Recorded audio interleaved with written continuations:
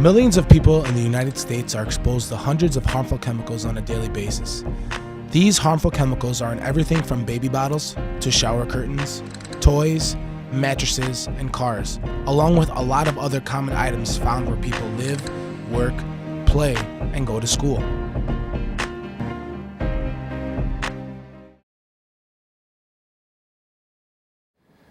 Most people think that when they go to the store and they buy a product like a cleaning chemical or a piece of wood, compressed wood, or a couch, that the chemicals in that product have been adequately tested and found to be safe. And what we're finding increasingly is that that's not the case, that most chemicals aren't adequately tested. They're not shown to be safe by government agencies.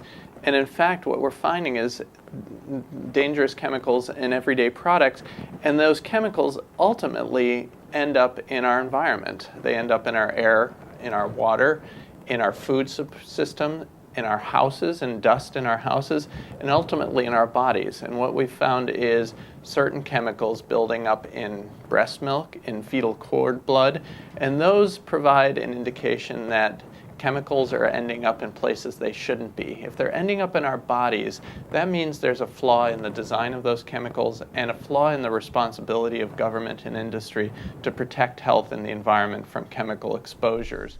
Chemicals sprayed on laptops and mattresses are now found in orcas and falcons. Recent studies indicate that high levels of mercury have been found in fish across the nation. And now scientists are finding these same toxic chemicals in our bodies as well. Now, certain chemicals we know have a potential to pose health effects, and they are being found in our bodies. Take, for example, chemicals called polybrominated diphenyl ethers. These are chemicals that are used as flame retardants in foam cushions. They're used in television backings, in computers, and other electronics to prevent flames, in textiles as well. And those chemicals can leach out during the normal use of a product, end up in house dust or end up in food, in the environment, and they ultimately end up in our bodies, for example, in women's breast milk.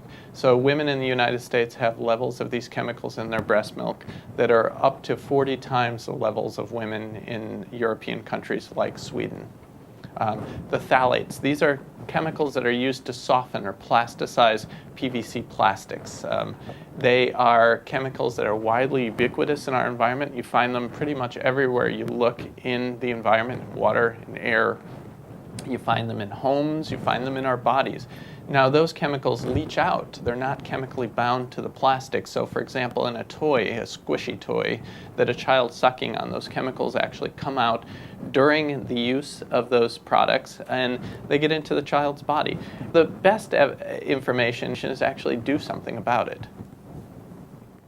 With these chemicals everywhere in our environment, even the most cautious individual may not be able to prevent exposure. So what should we do?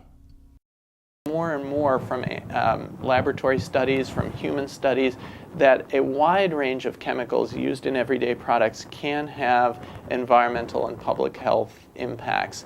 And that rather than wait for that perfect information that demonstrates that a child may be harmed by a chemical or that an adult may be harmed, we need to act on the knowledge we have. Because in few cases do we actually have conclusive evidence that a chemical does cause a health effect.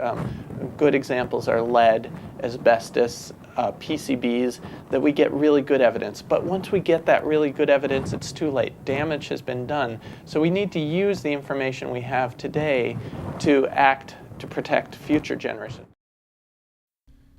To truly make our community safe, chemical facilities must adopt safer technologies in order to protect people from involuntary exposure to toxic chemicals. The key to change is knowledge, and knowledge is power. So use it.